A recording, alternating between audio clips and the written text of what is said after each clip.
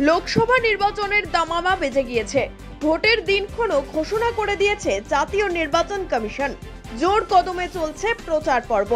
আগামী 19শে এপ্রিল থেকে শুরু হবে ভোট গ্রহণ পর্ব। 7 দফায় ভোট হবে পশ্চিমবঙ্গে। এর মধ্যে প্রথম দফায় ভোট হবে কোচবিহার, আলিপুরদুয়ার ও জলপাইগুড়িতে। তাই এই লোকসভা কেন্দ্রগুলিতে প্রার্থীর মনোনয়ন জমা দেওয়ার শেষ তারিখ 27শে মার্চ 2024। তবে তার আগেই জলপাইগুড়ি লোকসভা কেন্দ্রে মনোনয়ন দাখিল করলেন তৃণমূল প্রার্থী ডক্টর নির্মল চন্দ্র রায়। বেঙ্গলে আমাদের অনেক কাজ করার, বিশেষ করে Northern part of north Bengal, যেটা আমরা বিলং করছি জলপাইগুড়িতে, আমরা সেখানে অনেক কাজ করার আছে। এখানে ডমিনেন্ট এখানে যে এথনিক গ্রুপ অফ পিপল, সেটা হচ্ছে রাজবংশী। তাদের জন্য একটা আমরা স্টাডিজ সেন্টার করতে পারি এবং একটা ওই যে পারফর্মিং আর্ট এরকম ধরনের একটা করতে পারি। আচ্ছা বলুন তো, আমাদের নর্থ বেঙ্গলে একটা আর্মি স্কুল যদি আমরা করি, একটা ক্যাডেট যদি আমরা কলেজ করি, এখানকার ছেলেমেয়েরা বেনিফিটেড হবে, তারা ট্রেনিং পাবে, তারা আর্মিতে তারা চাকরি পেয়ে যাবে। কিছু করেনি এগুলো? কোথায় বলুন তো, কোথায় করেনি কিছু? না, নর্দার্ন পার্ট অফ নর্থ বেঙ্গলে আমাদের আছে কি? না, আছে কি? আছে কি? জলপাইগুড়ি না, আমরা এটা করতে পারি আর কি। I am not telling that আমরা এগুলো আমরা করতে ডিমান্ড করতে পারি। পরিকল্পনা রয়েছে, মানে আমি যদি if I got the opportunity, if the people bless me, then I will raise this questions in the parliament. মনোনয়ন জমা দেওয়ার উপলক্ষে শুক্রবার দুপুরে তৃণমূলের জলপাইগুড়ি জেলা কার্যালয় থেকে একটি সুসজ্জিত মিছিল জলপাইগুড়ি জেলা শাসকের কার্যালয়ের দিকে যায়।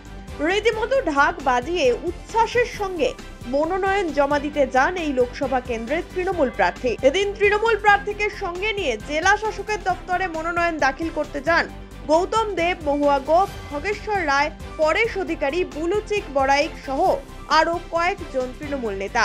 এদিন গৌতম দেব বলেন, আমাদের অনেক কিছু বিষয়ে কাজ করার আছে। 10 বছর এখানে একটা সরকার অ্যাবসলিউট মেজরিটি নিয়ে আছে এবং 5 বছর এখানকার এমপি আছে।